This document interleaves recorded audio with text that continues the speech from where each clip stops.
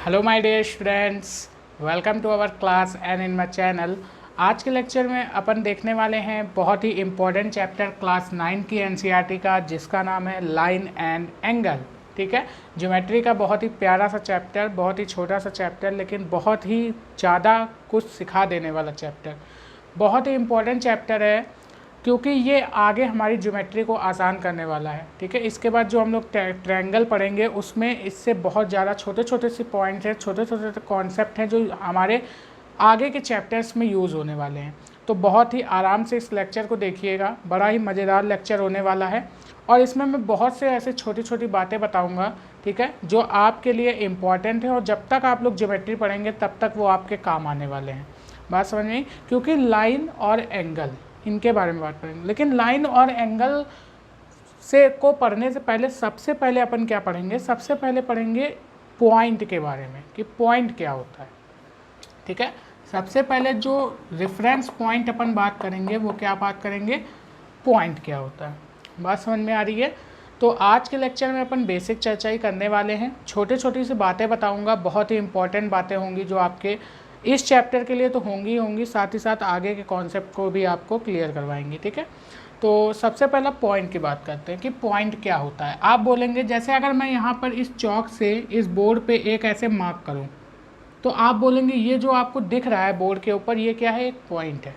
ये क्या है? एक पॉइंट है। इसी तरीके से अगर मैं इस तरीके से पॉइंट बनाता चला रहा हूँ, इस तरीके से इस तरीके से इस तरीके से कहीं से भी डॉट करता हूँ तो वो क्या बोलेंगे? आप बोलेंगे ये एक पॉइंट है। अगर मैंने यहाँ पे ऐसे पॉइंट रखा ना तो आप ये भी बोलेंगे कि ये भी क्या है? एक पॉइंट है। तो पॉइंट की एक कोई आइडियल डेफिनेशन नहीं होती है। ऐसा बोला जाता है कि कोई एक ऐसा सर्कल जिसकी कोई रेडियस ही ना हो, लेकिन ऐसा पॉसिबल है ही नहीं।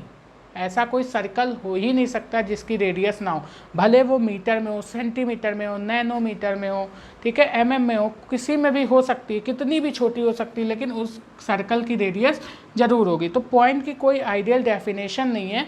हम लोग पॉइंट को बस डिफाइन करते हैं कि ये क्या है? एक फाइन डॉट है। ये क्या है? एक फाइन डॉट है। यानी पॉइंट का मतलब हम लोग समझते हैं फाइन डॉट। क्या समझते हैं? Fine dot. तो अगर आपसे कोई पूछेगा कि पॉइंट क्या है तो आप बोलेंगे पॉइंट है फाइन डॉट। ठीक है, इसको हम लोग इस तरीके से डिनोट करते हैं। अब देखो क्या होता है, एक आता है, अगर मान लीजिए इन्हीं सारे पॉइंट को अपन मिलाते हैं, इन्हीं सारे पॉइंट को अपन मिलाते जाएं, ठीक है, तो हमारी एक लाइन बनती है। क्या बनती है? हमारी एक लाइन बनती है। ये जो हमारी पॉइंट को मिलाने पर ये जो आपको दिख रहा है ना, ये जो स्टेटमेंट, ये जो डायग्राम आपको दिख रहा है, इसको अपन बोलते हैं लाइन। क्या बोलते हैं? लाइन बोलते हैं। बस यही छोटी छोटी बातें आपको बताऊंगा, बहुत ही अच्छी बातें हैं। ठीक है, अगर आपने दिमाग में रख लिया तो ज्योमेट्री का आप लगभग पोर्शन अच्छे से सीख जाएंगे। मतलब बेसिक कॉन्सेप्ट, ऐसा कॉन्सेप्ट है जो जिसको बिल्कुल भी ज्योमेट्री नहीं आती है ना, वो भी यहाँ से अगर स्टार्ट करेगा तो आराम से ज्योमेट्री का पोर्शन सीख सकता है। ठीक है, तो पॉइंट मुझे पता चल गया क्या है? एक फाइन डॉट है। ठीक है, इसको हम लोग इस तरीके से डिनोट करते हैं। अगर इन्हीं सारे पॉइंट को आपस में मिलाया जाए तो हमारा जो ये सेगमेंट बनता है इसको अपन बोलते हैं लाइन। इसको क्या बोलते हैं? लाइन बोलते हैं। ठीक है, अब अपन बात करते हैं, एक वर्ड और आता है लाइन सेगमेंट का। एक वर्ड और आता है लाइन सेगमेंट का। तो लाइन सेगमेंट क्या होता है? जैसे मान लीजिए ये हमारा एक पॉइंट है और ये हमारा एक पॉइंट है। ठीक है, अगर इन दोनों पॉइंट को फिक्स्ड कर दिया जाए, अगर इन दोनों पॉइंट को फिक्स्ड कर दिया जाए और इन दोनों पॉइंट को आपस में क्या कर दिया जाए? मिला दिया जाए, यानी कि इन दोनों को आपस में मीट करा दिया जाए, तो ये दोनों जो पॉइंट यहाँ पे ये जो लाइन बनती है इसी को बोलते हैं अपन लाइन सेगमेंट। इसको अपन डिनोट करते हैं ए बी से। ठीक है, अगर अपन बात करें लाइन सेगमेंट क्या है तो हम इसको बोलते हैं ए बी। इसको अपन ए बी से डिनोट करते हैं। बात समझ में आती है? ये लाइन क्या होती है? लाइन होती है कलेक्शन ऑफ इनफाइनाइट पॉइंट। क्या होती है? Collection of infinite point. अब बोलेंगे कलेक्शन ऑफ इनफाइनाइट पॉइंट यानी कि अगर मान लीजिए इस तरीके से कोई पॉइंट हो तो ये भी तो क्या है? हमारा पॉइंट ही है ना, और ये कलेक्शन है पॉइंट का, तो यहाँ पे तो कोई लाइन नहीं बननी है। तो यहाँ पे हमको क्या बताना है? हॉरिजॉन्टली देखना है, यानी कि अगर इस तरीके से एक लाइन में होंगे, मतलब एक लीनियर पैटर्न हमको देखना है। ये जो होगा पॉइंट का कलेक्शन हॉरिजॉन्टली, ये एक लाइन फॉर्म करता है।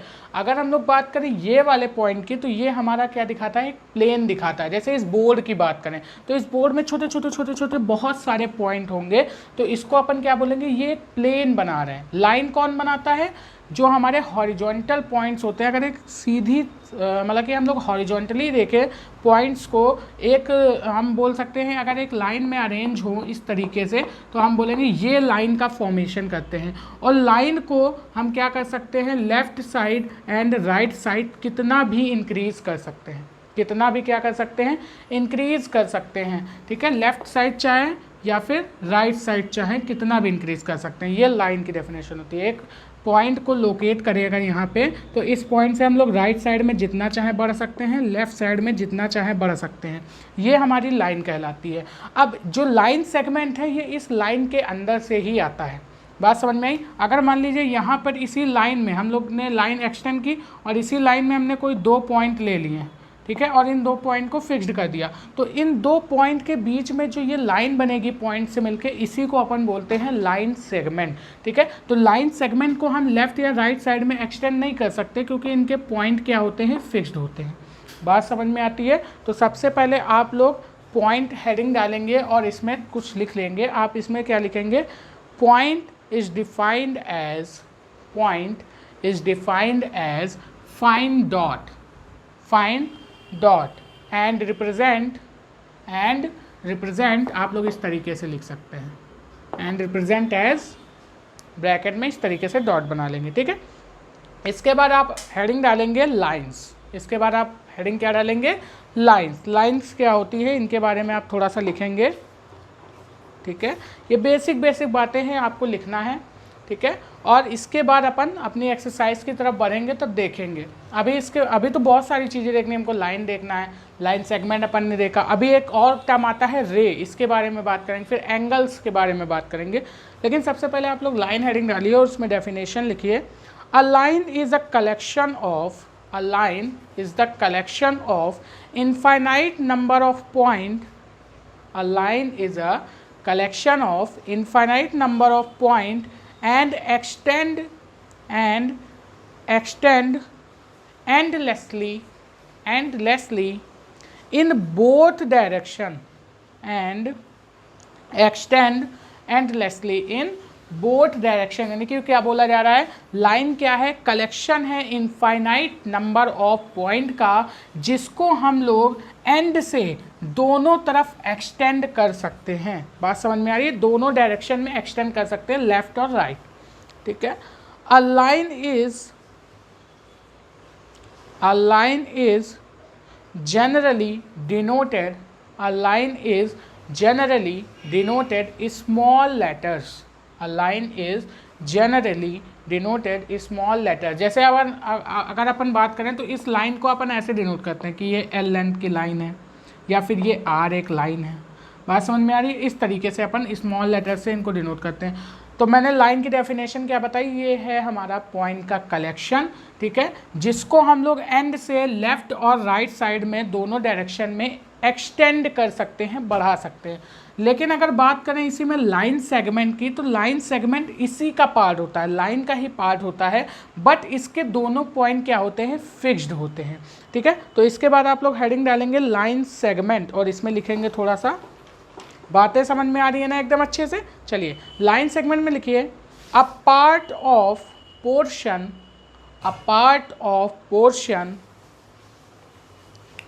of a line with two end points, a part of portion with a line with two end points is called line segment। आपसे क्या बोला गया है कि ये एक लाइन का ही पोर्शन होता है जिसमें 2 फिक्स्ड पॉइंट होते हैं। ठीक है, 2 फिक्स एंड पॉइंट होते हैं जिनको मिलाने पर क्या होता है, हमारा एक लाइन का सेगमेंट बनता है। बात समझ में आती है इतनी। अब आपको क्या 3 चीज़ें मैंने बता दी ना, पॉइंट बता दिया, लाइन बता दिया एंड लाइन सेगमेंट बता दिया। ठीक है, अब आपको एक चीज़ और क्या पता करनी है, यहाँ पर एक टर्म और आता है जिसका नाम होता है रे। जिसका नाम क्या होता है, रे। अरे नहीं, रे। बात समझ में आ रही है ना। चलिए देखते हैं रे क्या होती है।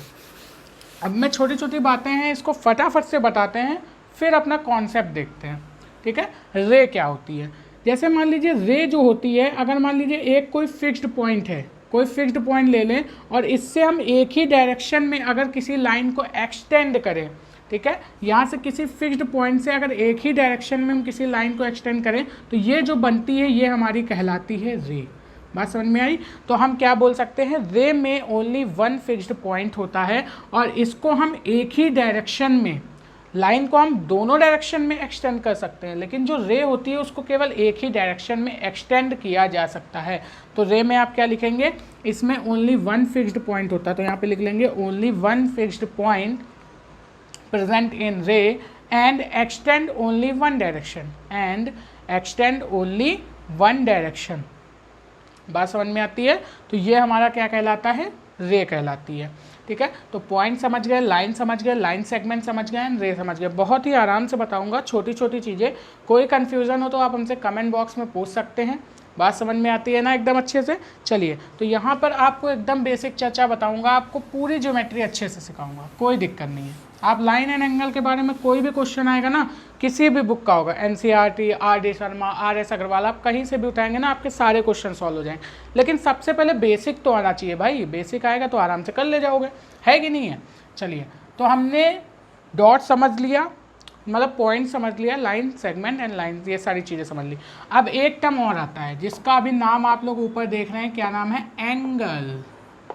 एंगल क्या होता है भाई साहब, एंगल को हिंदी वाले बच्चे समझ लें क्या बोलते हैं, कोण। ये तो अपन जानते ही हैं, एंगल को क्या बोलते हैं, कोण।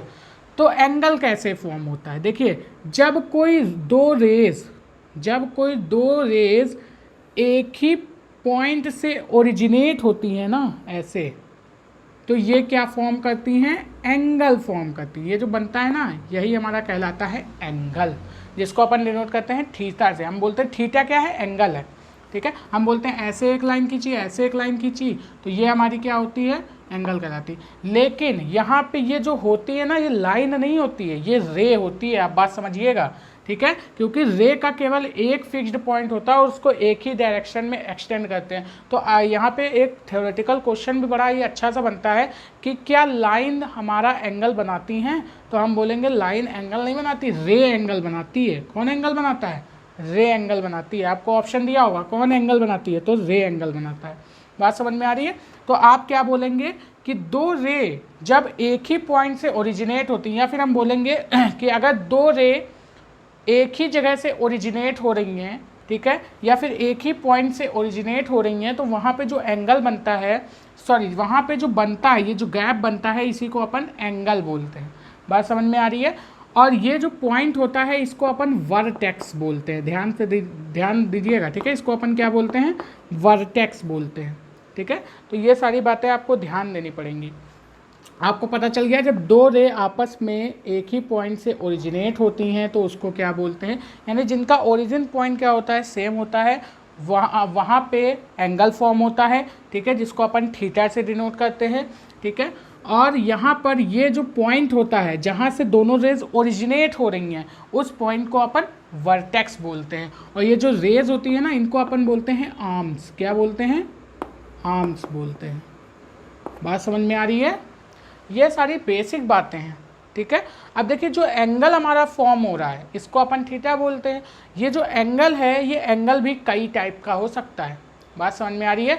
तो एंगल भी क्या होता है, कई टाइप का होता है। तो आप लोग एंगल हेडिंग डालिए और इसमें ये वाला डायग्राम बनाइए, फिर हेडिंग डालिए आप लोग टाइप्स ऑफ एंगल। कुछ टाइप्स की बात करते हैं, ठीक है, टाइप्स ऑफ एंगल के बारे में बात करते हैं। बात समझ में आ रही है आपको। बहुत ही बेसिक चर्चा करूँगा आज, ठीक। आगे भी मैं कॉन्सेप्ट बताऊंगा आपको, उसके बाद अपना चैप्टर स्टार्ट करेंगे, एक्सरसाइज करेंगे। आज की सारी वीडियो इंट्रोडक्शन पे ही चलने वाली, तो इसको आप लोग नोट करिए पहले। चलिए, ये नोट हो गया ना। अब देखिए, एंगल में देखते हैं टाइप्स ऑफ एंगल, और टाइप्स ऑफ एंगल में सबसे पहला एंगल अपन देखेंगे एक्यूट एंगल। फर्स्ट टाइप क्या देखेंगे, एक्यूट एंगल। अब आप बोलेंगे एक्यूट एंगल क्या होता है। अगर आपने 7th 8th के स्टैंडर्ड में पढ़ा होगा तो आपको पता होगा एक्यूट एंगल क्या होता है, लेकिन मैं बताऊंगा। एक्यूट एंगल को अगर हिंदी वाले बच्चे ध्यान दें तो इसको बोलते हैं न्यून कोण। क्या बोलते हैं हिंदी में? न्यून कोण बोलते हैं। ठीक है, ये क्या होता है? जो हमारी रेस क्या कर रही हैं, एंगल फॉर्म कर रही हैं। ये रेस क्या कर रही हैं, एक ही पॉइंट से ओरिजिनेट हो रही हैं, ये क्या कर रही हैं, एंगल फॉर्म कर रही हैं।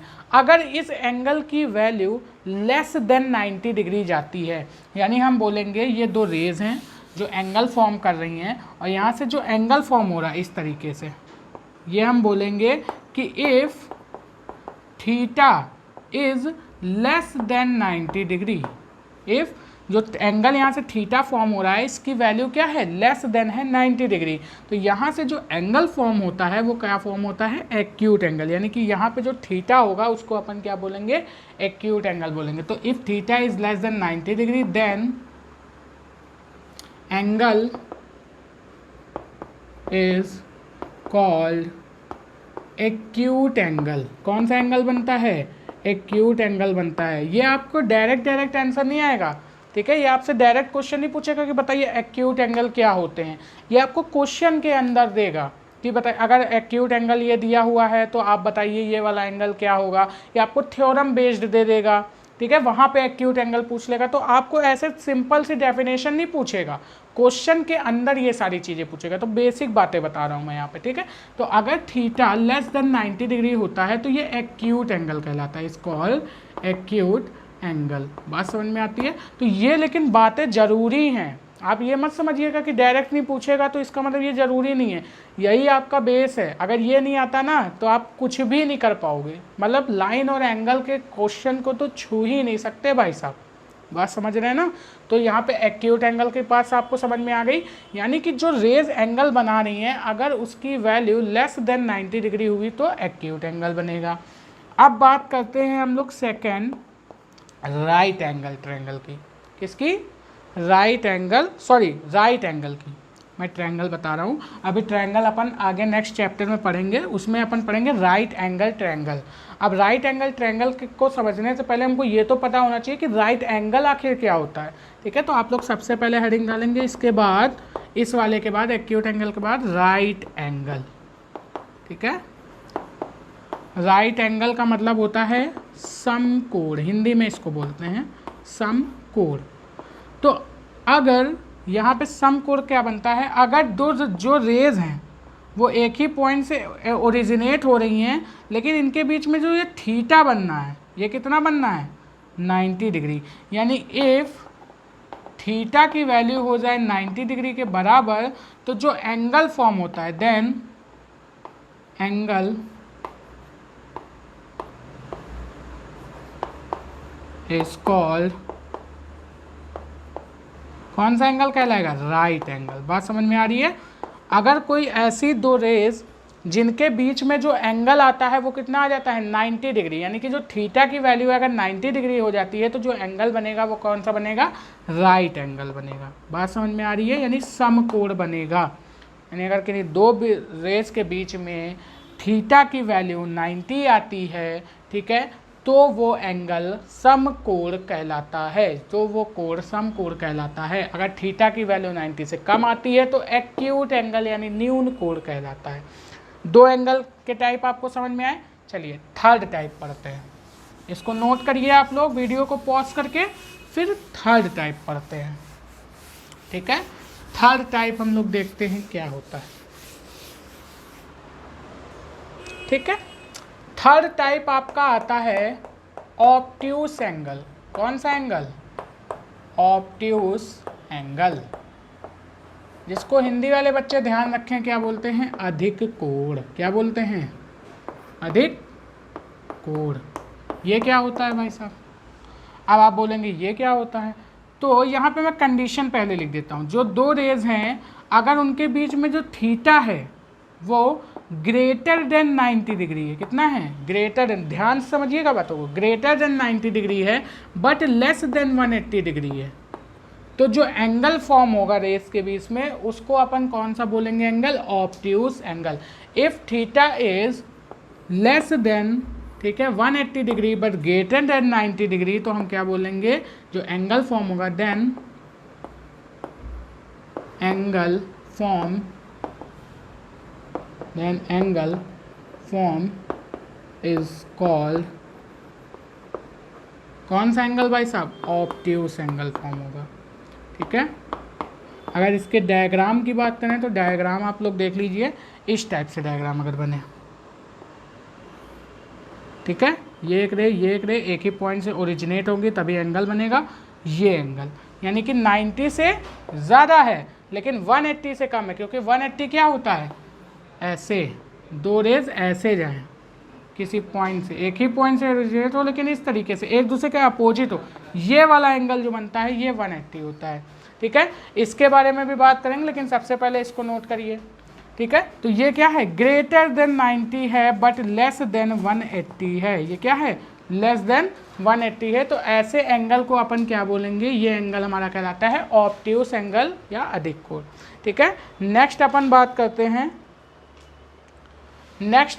करते हैं स्ट्रेट एंगल की। Fourth point, straight angle. कौन सा एंगल, स्ट्रेट एंगल। ठीक है, तो स्ट्रेट एंगल अभी आपको जाने अनजाने में हमने दिखा दिया क्या होता है। इसको हिंदी में अगर अपन बात करें तो बोलते हैं इसको सरल कोण। क्या बोलते हैं, सरल कोण। हिंदी वाले बच्चों के लिए मैं लिख रहा हूँ, बाकी इसको रिजु कोण भी बोलते हैं, आप लोग ध्यान रखिएगा, हिंदी वाले बच्चे खासकर रिजु कोण। ठीक है, इसको बोलते हैं। तो ये क्या होता है, इफ़ थीटा क्या हो जाए हमारा 180 डिग्री, अगर थीटा 180 डिग्री हो जाए, यानी कि अभी जो मैंने ये पॉइंट बनाया था ना, ये हमारा पॉइंट, ठीक है, यहाँ से ओरिजिनेट हो रही दो रेज और ये एंगल कैसा बना रही है 180 डिग्री। तो अगर थीटा की वैल्यू हो जाए 180 डिग्री तो यहाँ पे जो एंगल फॉर्म होता है, इस एंगल को अपन क्या बोलते हैं, स्ट्रेट एंगल बोलते हैं, या फिर सरल कोण या फिर रिजु कोण भी बोलते हैं। इतना बात समझ में आया? तो हमने कितने एंगल आपको बता दिए, 4 एंगल बता दिए, 4 एंगल के टाइप बता दिए। कौन कौन से, ऑब्ट्यूस एंगल, राइट एंगल, ठीक है, और कौन सा बताया आपको, एक्यूट एंगल, एंड नेक्स्ट आपको क्या बताया, स्ट्रेट एंगल। ठीक है, बात समझ में आती है? इसको नोट करिए, फिर बढ़ते हैं आगे। वीडियो को पॉज करके इसको नोट कर सकते हैं। नेक्स्ट आप लोग हेडिंग डालिए रिफ्लेक्स एंगल। रिफ्लेक्स एंगल, ठीक है। अब रिफ्लेक्स एंगल क्या होता है, इसको हिंदी में बोलते हैं वृहत कोण, रिफ्लेक्स एंगल। ठीक है, रिफ्लेक्स एंगल क्या होता है, अगर थीटा की वैल्यू ग्रेटर हो जाए 180 डिग्री बट लेस देन हो 360 डिग्री, तो जो हमारा एंगल बनता है उसको अपन बोलते हैं रिफ्लेक्स एंगल या बोलते हैं वृहत कोण। क्या बोलते हैं स्टूडेंट्स, वृहत कोण। ये टाइप आप लोग ध्यान रखिएगा। इसके बाद अभी पढ़ेंगे आप लोग, ठीक है, एक्सियोम के बारे में, उसके बाद आप लोग थ्योरम के बारे में पढ़ेंगे कि थ्योरम आखिर क्या होती है, देन आप लोग क्वेश्चन लगाना सीखेंगे, तब मज़ा आएगी। देखिएगा, अभी क्वेश्चन पर पहुँचेंगे, ये तो बेसिक चर्चा है ना, थोड़ी सी लंबी जाएगी लेकिन मज़ा आएगी। ठीक है, अब देखिए इसका अगर अपन एंगल बनाए तो 180 से ज़्यादा बनेगा, यानी कि ये कुछ इस टाइप से बनेगा। 180 से तो ये ज़्यादा होगा बट 360 से कम होगा। तो अगर थीटा ग्रेटर देन हो 180 डिग्री तो जो एंगल हमारा कहलाता है उसको बोलते हैं रिफ्लेक्स एंगल। बात समझ में आती है एकदम अच्छे से? चलिए इसको बनाइए। नेक्स्ट आप लोग हेडिंग डालेंगे कंप्लीट एंगल। क्या हेडिंग डालेंगे, कंप्लीट एंगल। ठीक है, या फिर इसको हिंदी में बोलते हैं पूर्ण कोण, याद रखिएगा, कंप्लीट एंगल या फिर पूर्ण कोण। अगर थीटा इक्वल हो जाए किसके, 360 डिग्री के, यानी कि ये जो एंगल बने ये कैसा बने भाई साहब, इस टाइप से। बात समझ में आई? जो दोनों रेज हमारी ओरिजिनेट हो उनके बीच में जो एंगल बने वो कैसा बने, 360 डिग्री बने। ये एंगल कैसा है, थीटा 360 डिग्री। तो हम क्या बोलेंगे कि यहाँ पे जो कोण बनेगा ये कैसा बनेगा, कंप्लीट एंगल। ये कंप्लीट एंगल का डायग्राम है। ठीक है, यहाँ पे लिख लीजिएगा कंप्लीट एंगल। तो हमने कितने टाइप के आपको एंगल बनाए, 6 टाइप के एंगल बताए यहाँ पे। बात समझ में आ रही? इसके और भी टाइप होते हैं, थ्योरम में हम लोग पढ़ेंगे डिफरेंट टाइप के एंगल। जैसे अभी हम लोग पढ़ेंगे अल्टरनेट एंगल के बारे में, ठीक है, करस्पॉन्डिंग एंगल के बारे में, बहुत सारे एंगल के बारे में पढ़ेंगे। ठीक है, तो आज के लिए बस इतना ही रहने देते हैं, बाकी हम लोग मिलेंगे अपने नेक्स्ट लेक्चर में और भी अच्छा कॉन्सेप्ट के साथ। अभी इसके और भी टाइप हम लोग पढ़ेंगे, वो पढ़ेंगे अपने नेक्स्ट वीडियो में। तो अगर आपको कोई भी चीज़ में डाउट हो, वैसे डाउट तो नहीं होना चाहिए क्योंकि मैंने बहुत ही आराम से चीज़ें बताई हैं, लेकिन अगर कोई भी चीज़ में डाउट हो तो आप हमसे कमेंट बॉक्स के हेल्प से पूछ सकते हैं। और अगला लेक्चर अगर आपको देखना है और हमारे चैनल पे आप नए हैं तो हमारे चैनल को सब्सक्राइब कर लीजिएगा ताकि नोटिफिकेशन आपको मिले सबसे पहले। बात समझ में आती है? ठीक है, तो कोई भी दिक्कत हो तो आप लोग कमेंट बॉक्स में पूछ लेंगे। अगर वीडियो अच्छा लगा हो तो वीडियो को लाइक कीजिएगा, अपने दोस्तों में शेयर कीजिएगा। ठीक है, बाकी मिलते हैं नेक्स्ट लेक्चर में, तब तक के लिए best of luck, bye bye students.